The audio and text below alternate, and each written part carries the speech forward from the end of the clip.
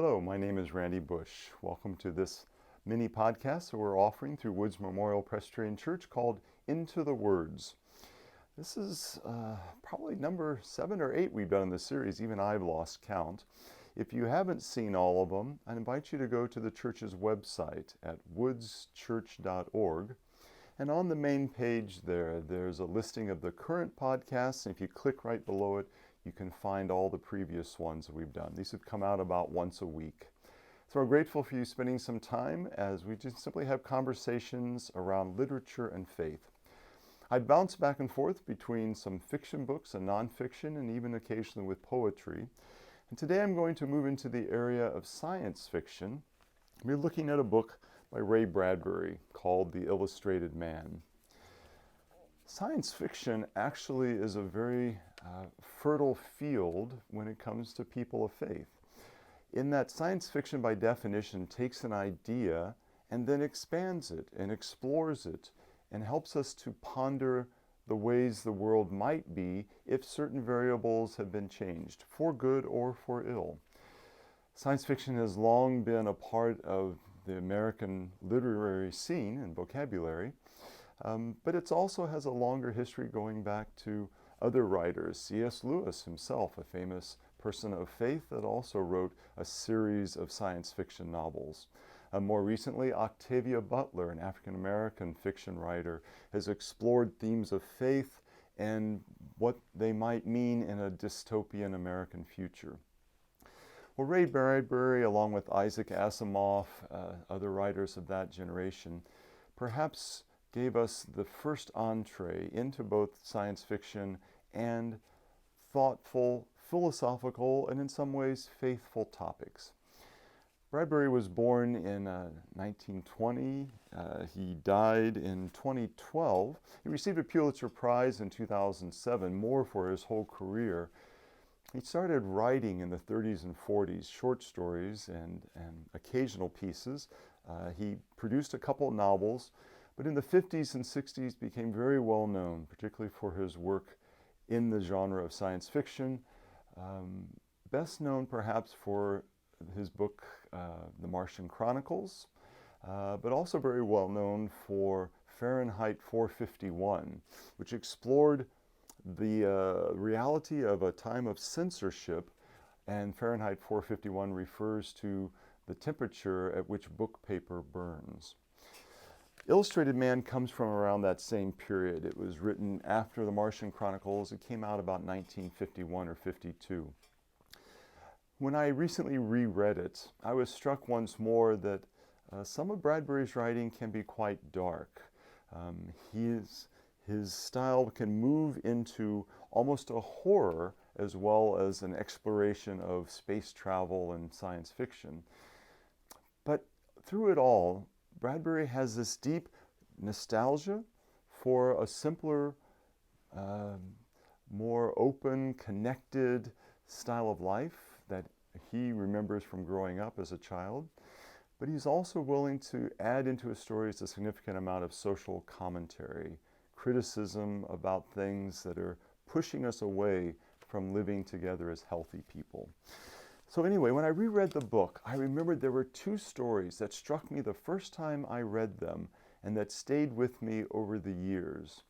And the first one comes from a story called The Exiles, and explores the fascinating idea that the characters in novels exist only so long as a copy of the books that describe them exist. And by destroying those books, the characters themselves are lost forever. So in exploring this thought experiment, Bradbury actually has on a distant planet in space Edgar Allan Poe and Charles Dickens and Ambrose Bierce huddled together, trying to hold on to their reality even as the people of Earth are intent on destroying their very books. So listen again to a little bit of dialogue on this planet of the exiles. He said, "What happens to us on the day when the last copies of our books are destroyed? The error around them whirl. Don't speak of it. No, we must. Now Now as the rocket comes down, you, Mr. Poe, you, Mr. Bierce, all of you are growing faint, like wood smoke blowing away. Your faces melt. Remember, we exist only through Earth's sufferance. If a final edict tonight destroyed our last few works, we'd be like lights put out. And Bierce brooded gently, I wonder who I am. In what earth mind tonight do I exist? Is there some hermit somewhere reading my tales? Is he the lonely candle in the wind of time and science, the flickering orb sustaining me here in my rebellious exile? Is it just him? Or did some boy in a discarded attic find me only just in time? Last night I felt ill, ill to the very marrows of me, for there is a body of the soul as well as a body of the body.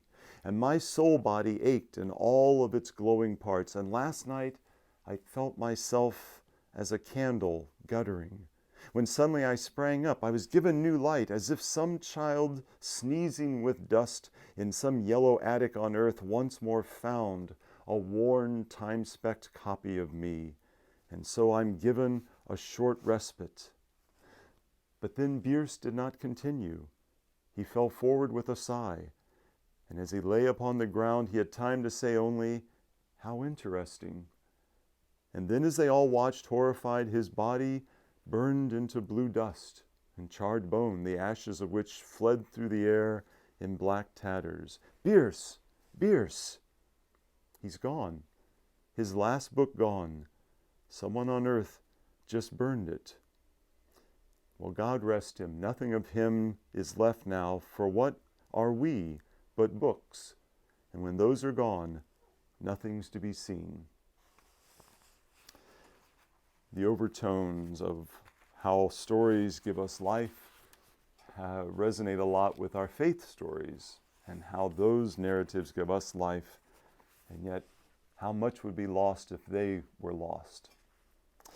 The second story is one that has a direct faith component to it. It's called The Man.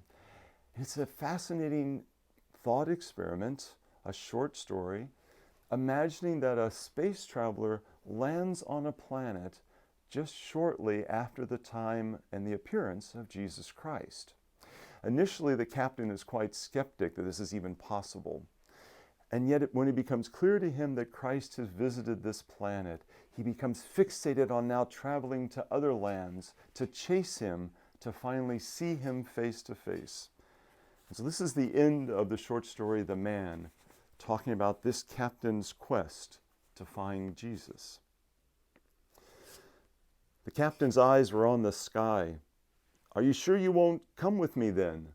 No, sir. Oh, it'll be a great adventure. I know I'll find him.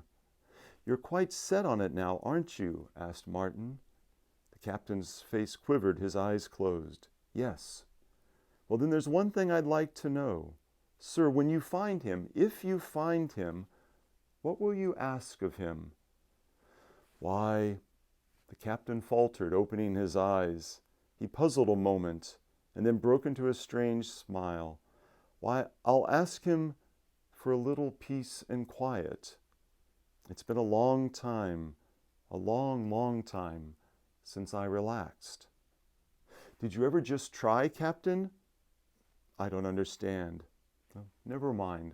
So long, Captain. Goodbye, Martin. The crew stood by the port. Out of their number, only 3 were going with the captain. 7 others were remaining behind with Martin. And the last of them climbed in and shut the airlock after giving a brisk salute, and the door slammed while the rocket lifted off into a pillar of fire. And Martin watched it go away and vanish. And then he turned to the townspeople and to the mayor, and he said to them, yes, he's gone now. Yes, poor man, he's gone, and he'll go on, planet after planet, seeking and seeking, and always he will be an hour late, or a half hour late, or 10 minutes late, or a minute late. And finally, he will miss out by only a few seconds. And when he has visited 300 worlds and is 70 or 80 years old, he will miss out by literally a fraction of a second. But he will go on, thinking to find the very thing which he left behind here, on this planet, in this city. Martin looked at the mayor, and the mayor put out his hand. Was there ever any doubt of that? And he beckoned to the others, and he turned and said, "Come along now. We mustn't keep him waiting." And then they walked into the city. So perhaps the thing that we're seeking for most frantically is always right at hand. So explore some of the stories of science fiction. Delve into their experiments. Let them guide you and bring you fresh wisdom. And thank you once more for joining me as we go into the words.